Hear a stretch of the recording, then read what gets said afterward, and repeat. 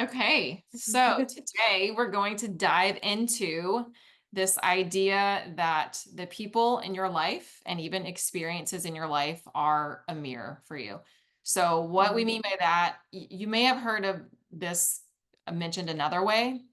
It's a little phrase, perception is projection. So, when I first heard this idea, my mind was kind of blown. And really, this is just showing us that the way we see the world, the things we see in other people, how those tend to mirror back something to us. And many times that is unconscious, but this is one way to bring the unconscious conscious by notice. What am I noticing in another person?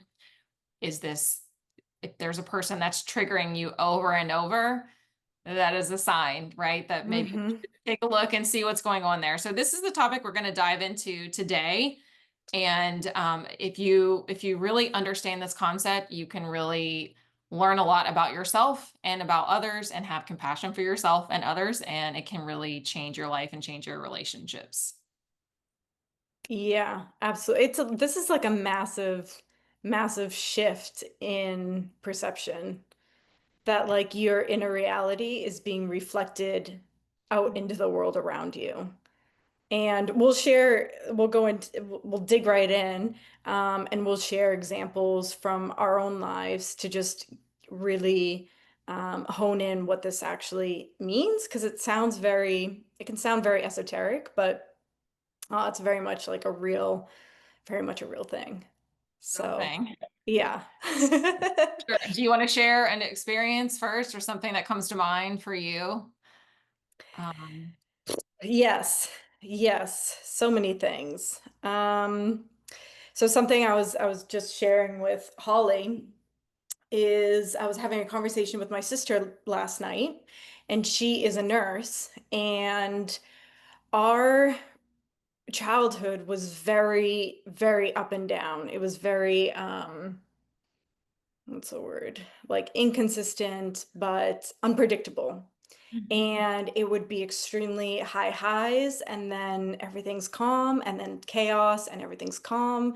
And this is like we're born into this environment. So we lived in this environment, uh, well, yeah, for our whole lives, right? For myself, until I was in my early 20s, and then I moved away and had a massive nervous system reset. But for my sister, she now works as an RN in an ER in the emergency department, Mhm. which is such a reflection of where her nervous system still lies, because she's so used to that chaos and then everything's okay, chaos and then everything's okay. Her outer reality is reflecting what she's used to. So that we're talking about that from this is like an environmental example, but I do think a lot of us find ourselves in environmental factors. And this could look like the workplace, as with this example, it could be in relationship, um, which I think, Holly, you probably have I do too. I have so many examples from all Yes. different kinds of things, situations, but that's one example. And then for myself personally, another example of how the workplace is a reflection of what you're used to, like what's going on with your nervous system, is I worked in the film industry for many years, and that is also extreme. It's not, it's not as intense as saving lives, but you would think it was because of how intense it gets. It gets Yes. super intense. And so Mhm. again, it's like this, everything's chill, and then like, code red everywhere in the film in on set, And that's why so many people, like crew members in films, say that there's like this magical, beautiful aspect to it, but then it's horrible at the same time. But it was that same reflection of where my nervous system was, and it wasn't until 2020 when I had a break, like a forced break away from the industry, and then that's when I started my own introspection healing journey that allowed me to start really truly like reworking and rewiring my nervous system. So then when I went back into that environment in late 2020, uh I couldn't handle it. Or I could handle it, but I didn't want to handle it. I didn't want to be in that environment again. Whereas for somebody who had didn't have the same sort of history as me, could go into work and it's fine for them. You know, like maybe they have their own stuff going on, but it's a different situation. They can look at it as just a job and it's fine, you know. But for somebody with a jacked up nervous system, or like, you know, in a more I don't know, in a different, I don't want to say more sensitive because, you know, everybody has different, it's on a spectrum, but yeah, it just wasn't a healthy environment for me. And so I switched it, you Yeah. know? Yeah, it's crazy how your environment can totally can tell you a lot and tell you a lot about where you're at, like you said, with your nervous system, the growth you've done. So like you clearly had Hmm. some growth in there and call resetting of your nervous system. So then that was no longer familiar to you. And Yeah. I think that's we find ourselves in these dynamics that might mimic our childhood or something as a teen, and it feels familiar even though it may not be the healthiest thing, but because it feels familiar we are drawn to it somehow, like somehow that's what Yes. we're up in. And I Yep. can share a similar situation but on the relationship context of um I kept finding myself in long distance relationships. And it was funny because I would have friends like joke with me, like, oh, another guy that lives like 5 hours away. And I'm like, yeah, like it's not a big, I thought it was like normal. But looking back, I was like, oh, yeah, well, this is mimicking my childhood because my dad lived 5 hours away in another state. And so logically, I was telling myself, oh, I can do this because I've done it my whole life. Like essentially, I did it my whole life. And so, yeah, I could do it, but I wasn't really facing the fact that I didn't want to do that. Like, why do I want to be in a long distance relationship? I don't. But I was kind of settling because it was familiar to me. So I was like, oh, sure. And in some ways, this is also probably a reflection of an avoidant part in me that was fine Hmm.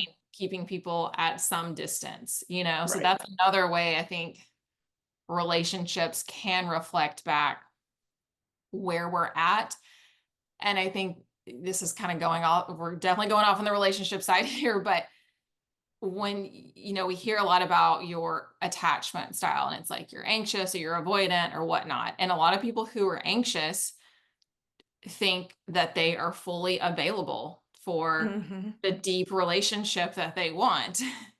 Yet when they get it, it's another story. And then I'm like, but then you have to also think about if you keep attracting avoidant people, there's something in you, maybe unconscious, yes, but that is also avoidant or Oh is yeah. with not getting too close. And I experienced that as well. And then when I dated someone who was not avoidant, I was like, oh God, like I was anxious before, and then I dated someone avoidant and I became, or I dated someone secure, if you will, and then I became Hmm. avoidant. And it was just like, Mm. oh, it's like, well, this is a great, you know, that was like the perfect like mirroring for me because things the dynamic was changing and I was like, oh, maybe I do have some avoidant tendencies in there. And that's why before I kept attracting that same type. Yeah. Because I was like, well, it was safe to have, Hmm. you know, to not get too deep, right? To not have to get too vulnerable. Um, so yeah, that's Yep. like another way that it shows up in relationships. And I see that a lot with like some of my clients, and obviously I've seen it in myself. So Yeah. And I've seen it in myself too. yeah. I've literally done, yeah, I've done the exact same thing. The Hmm. exact same thing. I was in a relationship with like a long distance relationship with somebody. And then shortly after that relationship, and I didn't like that aspect of it, mind you. I did not like the long distance part of it. And then almost shortly after that, I almost got like dabbled in another relationship that also would have been long distance, and it wasn't until like a friend noticed that and pointed out to me, and they were like, "Oh, Kat, you're going with another person that does not live in the same place as you. Why is that?" You know? And so you have to do some digging, because you're right. It means that there's something that you're avoiding within yourself, right? Mhm. Yeah, and I So, think it can be a mimicking of like a pattern like we were talking about with our mhm. childhood, and it could also reflect something else in you, like a belief that, I can't find this type of relationship in the same town. Like, because I think a lot of people develop stories around, well, there's no one here. The dating world sucks in this city, like that's everywhere. And so I think too, what we keep being drawn to can also reflect back what we're believing or what stories we're repeating in our head about our situation. Which the stories are just stories. They're not truth, they're not fact, but they keep us stuck and keep us in those loops. Uh, Yeah, and an important reminder is a belief is just a thought you keep thinking. mhm. That's it. That's the only thing that creates a belief is it's just a repetitive thought, which is why the first thing you can do with interrupting any of these patterns is to become aware of the way that you're thinking. What is the language that you use on a daily basis? What are you saying to people? And if you don't know, because it can be hard to tap into that, ask your friends, ask people around you, like, hey, what do you hear me talking about all the time? What do I keep going to? And even just, again, we mentioned this in our last episode, but when you open yourself up to the idea that this could be happening, that alone it tends to open up quite a bit of awareness. So I would just give yourself some grace in allowing yourself to recognize these patterns. I mean, we're sharing stories, but I mean, I was in the film industry for many years before I caught on to what was going on, and I wasn't even ready to leave the industry before I actually did. Like it took like it's a process. It's not like, oh, you realize that you're in this pattern, I'm just going to stop right now. Like it's not exactly like that. If you're in a relationship, these things take a second. It's not an immediate transition. But the point is to again, and the whole point of this podcast is why we're doing this is to simply just start creating cracks in your perception so that you can start noticing these patterns and making like little shifts. Because those Mhm. little shifts and those little cracks that are created become massive. Mhm. So, Yeah, sure. It's the awareness. Like as soon as you bring that awareness up, then you can literally change it. But if you're not aware of it, it's not going to change. That's for sure. yeah, So, not at all. Not at all.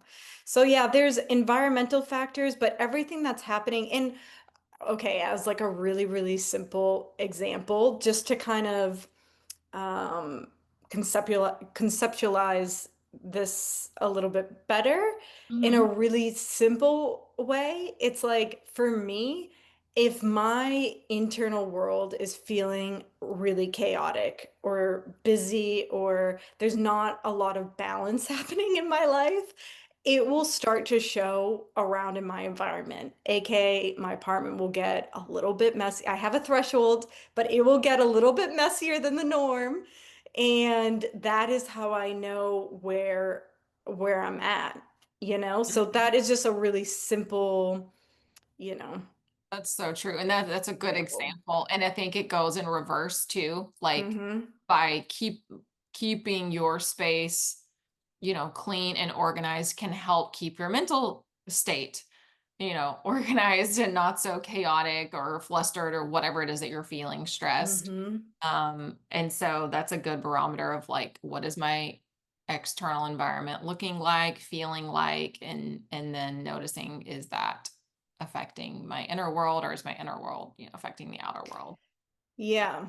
Yeah. I know like if when I'm well rested, when I'm happy, Hmm. everything's nice and squeaky clean. Yeah. But now that's not to say like, I can't work on making sure things stay, again, like I said, I have a threshold that I've worked on, but I can tell the difference. Yes. So Yeah, it definitely. Yeah, our environment. And even too, I would say also like Mhm. the people, if let's just say you're in a chronic state of stress and unhealthy kind of mental emotional environment for a longer period of time, the people in your life will probably start to reflect that, like the people that you're hanging out Mhm. with.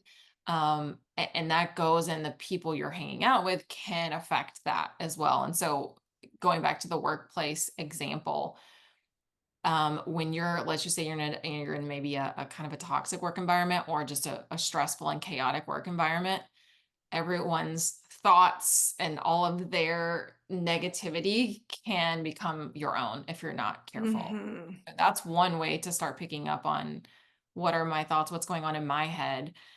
If you're hearing what everyone around you is saying, that's imprinting you. So you have to be kind of to be careful of that. I know when I was in a stressful work environment, my thoughts were just this repetitive cycle of like, oh my God, I have so much to do. I'm so stressed. Like everyone needs something. And I wasn't really even conscious of it. And then Mm. I would just notice like, oh my gosh, am I the only one having these thoughts in my head? Like, cause it was just on spiral all day long. And that affected how I felt physically and just everything. So yeah, the environment can reflect back to you like what what's going on up here and in For your sure. own mind for sure. Another example I thought of is how it can be if you have something unresolved within you and how it can play out in in your relationships as a way to reflect back to you of like, hey, this is what's going on.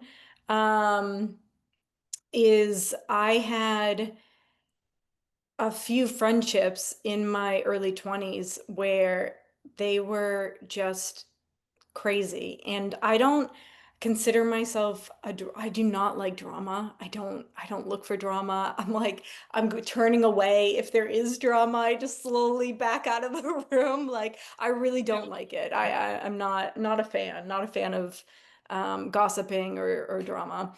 And but I was finding myself in these situations where some friends were coming at me and it just didn't make it was just very extreme. There were like external factors at play.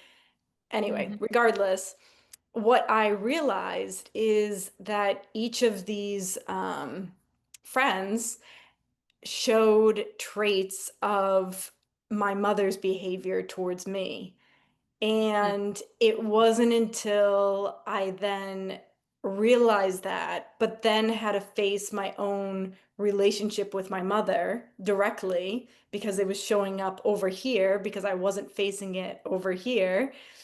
mm, And it wasn't until I was like, oh no, like I'm done with this in my life and really set a boundary around that, that it literally dissolved out of my life mhm. completely. I have Yeah, not faced any, I have the most incredible friends now and support system. And yeah, I've been drama free, knock on wood, for many, many, many years. yeah, And yeah, but it truly dissolved out of my life when I realized that it was just a reflection of something that I hadn't dealt with yet and hadn't yes. set a boundary more so. This is like we'll do a whole other episode on boundaries, but that is an example of when a boundary is extremely important because Mhm. how else it's just a beautiful way to interrupt a pattern and really dissolve it.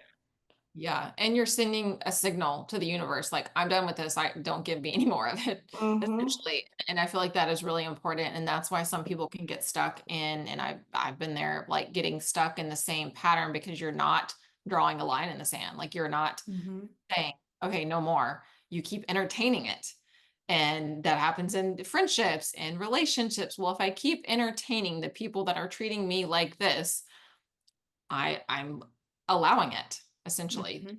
If you don't draw the line and let that go or say no more, I'm not, available for it, then it's going to keep showing up. Hmm. But yeah, to your point of like that was showing you something you needed to deal with in terms of the relationship with your mother. I see like a lot of, quote unquote triggers if you will, like that's what they're doing, is they're giving you an Mm-hmm. opportunity to see what is it that I need to look at either within myself, or how is this showing up somewhere else. Like, let's just say someone is not respecting you, whether it's in a work environment or a relationship, romantic relationship, that could be reflecting back that you're either not respecting yourself. Maybe you don't have respect for yourself, so you don't have any boundaries. And so that's why you're getting that treatment. Or maybe you're not treating someone else with respect. So it can look a couple of different ways, but it is Yeah. probably signaling something back to you if you keep in that same type of um, Mm-hmm. trigger or issue in your relationships. Yeah, and I love triggers because it's an opportunity to, yeah, look at what's unresolved within, because it's showing up in my external reality. And to kind of clarify, because I think the word trigger is now, it gets thrown around a lot. So to actually define a trigger, which Holly, like, jump in. Um, my definition of a trigger is it's um it's I want to just be careful with my wording here. It's a response to something that is more emotional than what is what would naturally call that reaction to have. It's like not, I don't want to use the word overreaction, uh, but it kind of is. It's a little bit, it's more of a grand response in your system that's emotionally based. Whereas normally that's like not something that would bother you, or, is that, do you have Yeah, no, anything I to add to that? that's it. It's just it's an emotional response that's probably a bit more intense than maybe Mm-hmm. it needs to be, or what you Yeah. might think it would. Like if you weren't in the situation, you were seeing it in someone else, you might be like, oh, that's kind of, why is that such a problem, or why is it such a trigger, Mm-hmm. if you will. Um, yes, that's I think that's a perfect way to sum it up. Mm-hmm. Yeah. So then, yeah, so if you get triggered by something or someone, that is an opportunity to look at, like, judgment Mm, is, I don't want to go like too far off the rails, but that's another example of a mirror effect of, like, if you're judging somebody else, it means that you have your own judgments about yourself, mhm. right? Yeah. Like, that's again a mirror of your own relationship with yourself. And 9 times out of 10, it just has to do with you. And again, it's everything, not to self-blame, and again, not to then loop around into this self-judgment, but it's actually a really empowering way to look at the world, because it's like, actually you have all the control. It's Mhm. just, what are Yeah. you doing with it? And a lot of the time we're just willy-nilly talking and doing whatever and going about our days without really thinking about how we're showing up. Mhm. So, yeah, I'm Yeah. curious if anybody has examples of, or if anything is coming to mind as you hear Holly and I speak about our experiences, to definitely share them with us. Like, we'd love to hear what those experiences or what those patterns are that you might be catching now after hearing us share our examples. Um, yeah. Yeah, and real briefly, I just want to go back to the judgment one, because I think Mm-hmm. really empowering, like a huge way to empower yourself is like when you notice yourself judging someone else, it's like, where am I judging myself for this Mm-hmm. same thing? And because, and you can, if you can give yourself grace and compassion, then you can extend that to someone else. Mm-hmm. It frees up so much energy, because think about how much energy it takes to like be mad at someone or annoyed at someone or frustrated. And then when you're like, oh, well, I've done the same shit myself. So Mm-hmm. all humans, like, Yeah. and if you can give yourself that grace, then you can give that to others. And then you free up so much mental and emotional energy that is just going towards nothing constructive. Yeah. And it helps you let go of that thought of like, we have some sense of control. Like we have no control over what anyone else is doing. So why the heck are we going to get mad about it? Because we can't change Mhm. them. We can't tell them what to do. They're not going to do it anyhow. So it just like frees up all of that mental and emotional space that's being Yeah. wasted. And you can learn to give yourself the same grace and compassion that you can give other people. Yeah, absolutely. 100%. Yeah, and I mean, it's not, again, like we're not striving for perfection. Like there's no such thing as perfection. Right. So it's like, of course we all have moments of judgment, It just the point is, again, the point is for the gap to get smaller and smaller from where you're at to the person that you want to be. It's about just getting smaller and like, yeah, meeting that That's what gap. I like to tell my clients in the health space is like our health journey never ends. Like we're always Hmm. alive in this body, until we die. Yeah. It's going to be a health journey, but you just get better at it. Like, Yes. and it's the same thing with relationships and all the stuff we're talking about is it doesn't ever fully go away because we're not Hmm. going to be 100% like Yeah. perfect, but you just get better at it and you learn to let go faster. And I think Yes. that's the beauty of it is like it doesn't Hmm. take up a whole week, of your No. mental and emotional energy. It might be like a couple hours, or it might even be just, oh, you just noticed it and you can let it go.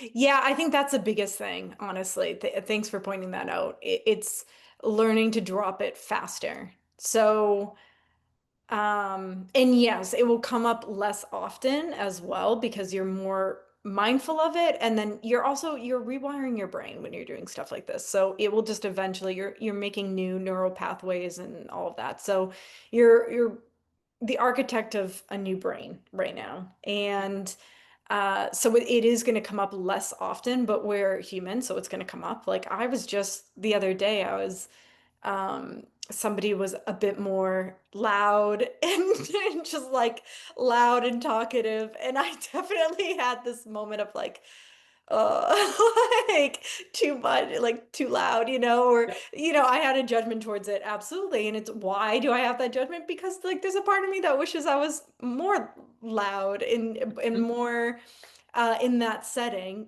I Yeah. wish I was a little bit more outgoing in that respect.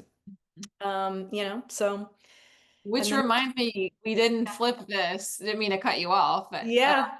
like we didn't flip this to like also what you perceive in others that is good is Hmm. also reflection back of what's in you or what there a potential that's in you. Maybe you're not expressing it, but it is there because if you can notice it in someone, then that means it can be in you too.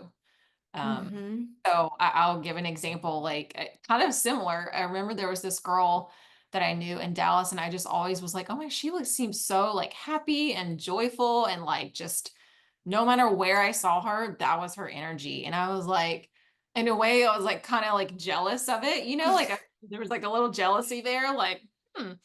And but I also read something somewhere where it was like, if you notice these things you like about someone else's life or about their personality or whatever it is, it's like thank the universe or God or whatever for showing you an example of what your future could be, Hmm. basically. Like because it is something in you and it's something that's possible for you. So Yeah, um that 100%.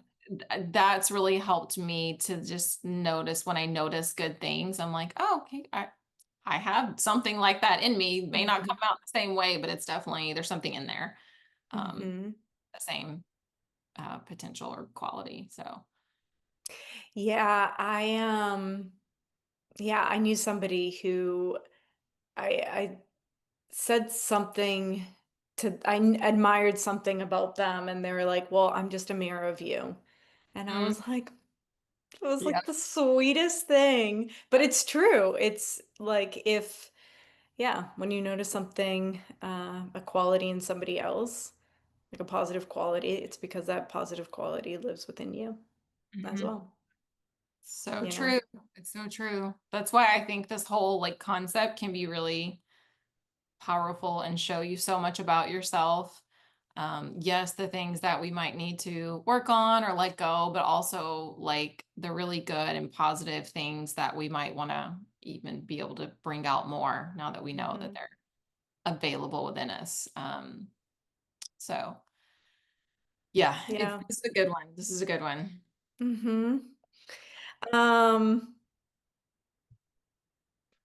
yeah, so I guess in closing, it's really yeah, just remembering that you have the power to shift the world that you're living in. You know, you really do. And that it's just, again, this is meant to be an empowering reframe, not self-blaming, not self-judgment, nothing like that. It's just a powerful reframe around things. Yes, and Which is it's cool. it's sort of a personal development tool, if you will. Like, how can I Mm-hmm. see what might be ruling my world that's unconscious? And this is a quick way to find out. Because Yeah. we say unconscious, like 95% of what we do is unconscious. So it can seem, Mm-hmm. oh, how am I going to affect that if I don't know what it is? But this is how your life and how the people in your life are mirroring it to you. So Mm-hmm. that's one way to bring the unconscious conscious and then give you the power to do something different about it Mm-hmm. or let it go or whatever the solution is. um Yeah. Yeah. And simply also too,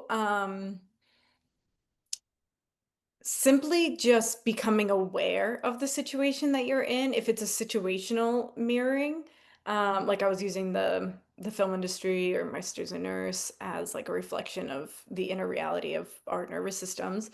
But I was in a position, my sister's still a nurse, right? So, and I was in a position where I was able to leave the film industry. Not Mhm. everyone is able to do that, like immediately or whatever. And that's okay. Just the simple awareness of this again is still massive, and you will start to see an improvement in your reality because then you'll know that it's mirroring something back to you, and it will open up the gateway of like, huh, I wonder what that is within me Mhm. that is being reflected here. And then you can start working on it that way. And when you do, everything is energy. So when you do start doing that work on yourself, it will be reflected in your outer reality. Unless, yeah, I mean, there are exceptions. Like for me with leaving the film industry, I just knew that that was the right call to me for me. Mhm.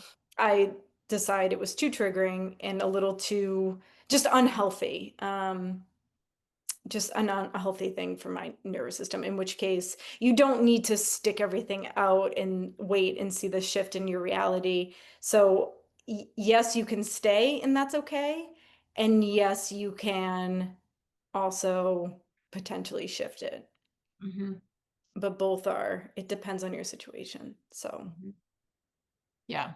Yep. And everyone's unique and different in that. And I'll just say too, like to your sister's example, her background growing hmm. up could also be what makes her good in her job. Hmm. But like you said, bringing that awareness of like, oh, I'm used to this dynamic. I can also work on how can I maybe regulate my nervous system, like do things Hmm. that are nourishing to my nervous system, even though Yeah. I am in an environment like this. I do think there's so many tools for people who are like ER nurses, for example, Hmm. help them cope with the difficulties of that job and the stuff that they see on a day to day, A hundred so percent. they can better manage that. But also, her background might be part of why she is able to manage that kind of Hmm. stress in a way that maybe someone else couldn't. So, Yes. Yeah, thank you for pointing that out, Holly. That's a really good point. My sister's like a badass nurse, and yeah. she does search and rescue as well. Like she's incredible. And then not to toot my own horn, but I was like a pretty badass assistant director in the film industry as well. Mhm. Like yeah, there Yeah. I could handle it very, very well.